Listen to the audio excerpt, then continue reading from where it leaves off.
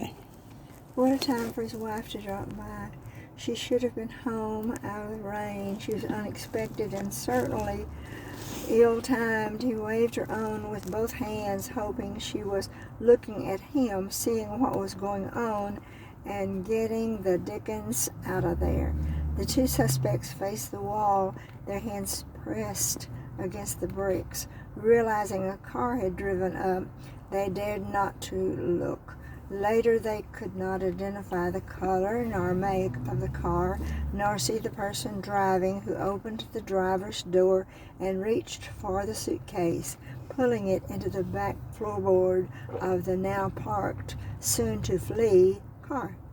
And flee the driver did. Someone inside the bank had seen or heard the commotion and called the police. They arrived to assist Early Watson. They would take the two young men into custody for further questioning. When Early Watson stepped back to retrieve the suitcases, as evidence, it was gone, vanished. He searched frantically for it, once in charge of the situation, but was no longer. He insisted the suitcase was there, and now was missing. You can explain everything at the police station, Early. We are taking these guys in. His head was whirling, questioning his own sensibility. Was that not his wife in the black sedan? Did she or someone else take the suitcase? He held his prisoners against the wall. Replacement arrived. Take yourself to the station to file a full report, then come back in the morning. You need to settle down, Early. Your face is as red as fire. You can't even stand up straight, all shook up.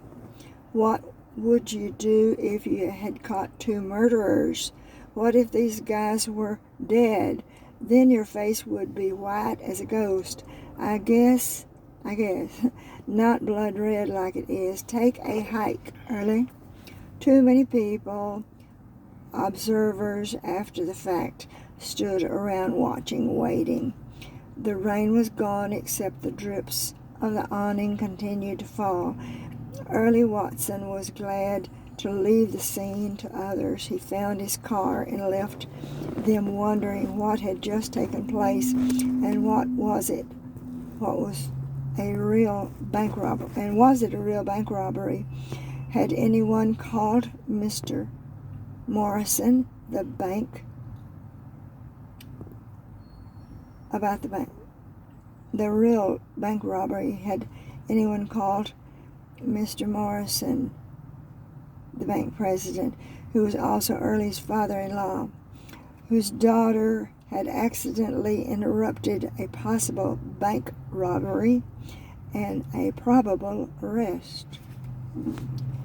It was Adelaide Morrison Watson in that black car, wasn't it? Early was almost sure. He was not positive.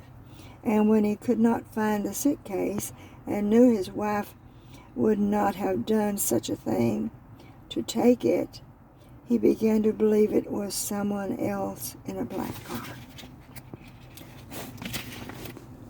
Sure it was. He was glad he had not identified the driver as his wife, who showed up unexpectedly, that he had waved off. No one asked. It was a mystery what happened to the suitcase. Early could not find afterward.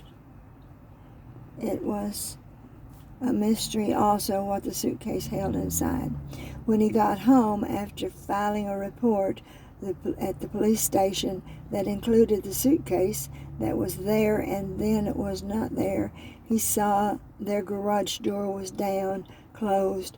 Was there a black sedan in there?